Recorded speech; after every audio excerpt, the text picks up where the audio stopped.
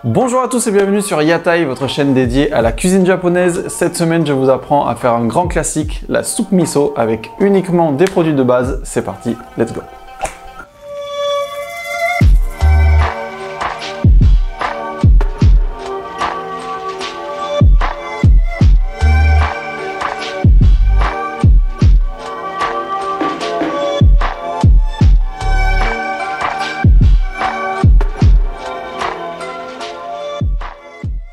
Le miso fait partie intégrante de la cuisine japonaise. On le retrouve dans de nombreuses sauces et soupes. Il est obtenu à partir de fermentation de graines de soja ou d'autres céréales et d'un champignon qu'on appelle koji. Cuit et réduit en pâte, le miso devra fermenter plusieurs années selon l'intensité du goût qu'on voudra lui donner. Ses bonnes vertus ne sont plus à prouver car très riche en protéines végétales et en ferments. Attention cependant, c'est très salé. Alors on a déjà vu une variante de la soupe miso sur la chaîne avec la soupe miso aux palourdes. Cette fois-ci, on va préparer la version classique de A à Z. C'est-à-dire sans utiliser de bouillon dashi en poudre, qui je le rappelle est fait à base de poissons et d'algues. Alors pour cette recette, il vous faudra 50 g de pâte miso,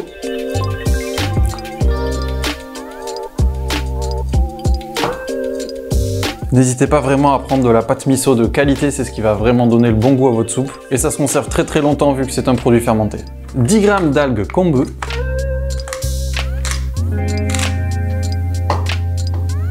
quelques algues wakame,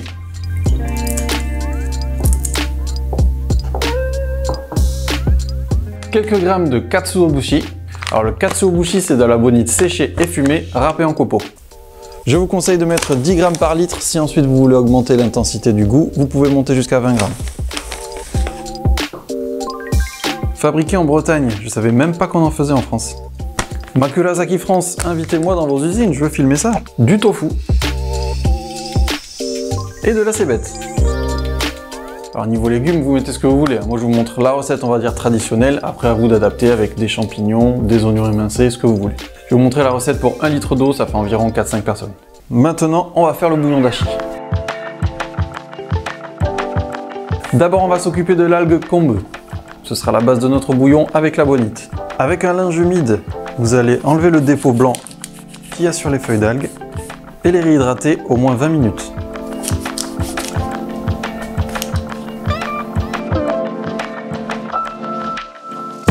On va aussi réhydrater les algues wakame.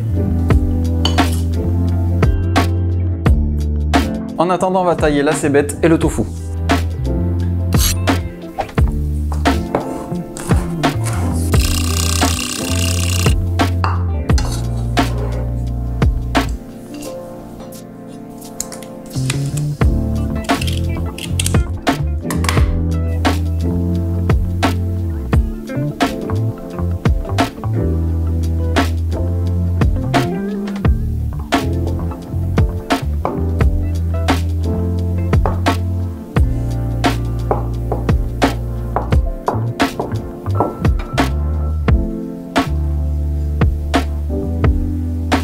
Ensuite, vous reprenez le kombu réhydraté et on va mettre de l'eau à frémir.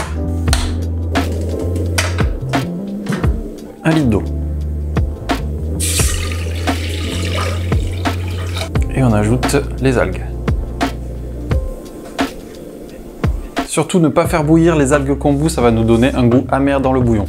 Une fois que ça frémit, vous pouvez retirer les algues. Et surtout, vous ne les jetez pas, ça a un goût très fort, vous pouvez les réutiliser plusieurs fois. Ensuite, à feu très bas, vous allez laisser infuser le katsuobushi. 4 minutes. Voilà, là on sent le vrai bouillon. Oh, ça sent le Japon là. Une fois les 4 minutes passées, vous filtrez le bouillon. Et vous avez obtenu votre bouillon dashi 100% fait maison. Alors, on va le remettre dans la casserole. Et on remet à chauffer pour ajouter notre pâte miso. Pareil, toujours à feu doux, la pâte miso ne doit surtout pas bouillir pour ne pas perdre ses bienfaits nutritifs. Voilà, comme ça avec les baguettes, on remue tout doucement la pâte pour la faire fondre.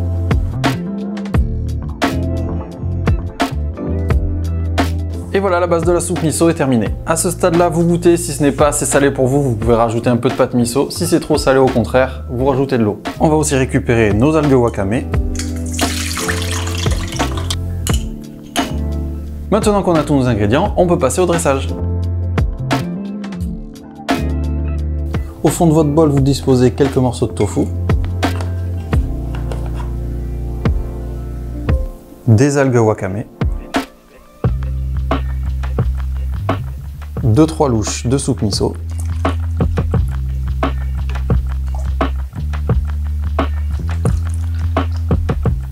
et pour finir, un peu de cébette.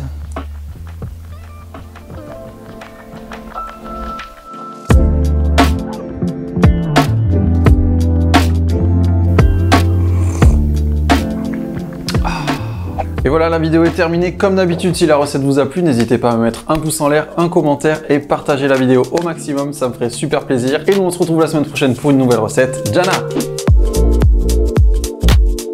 Moi, j'ai faim, moi. La soupe miso avec uniquement... Oh là! Avec...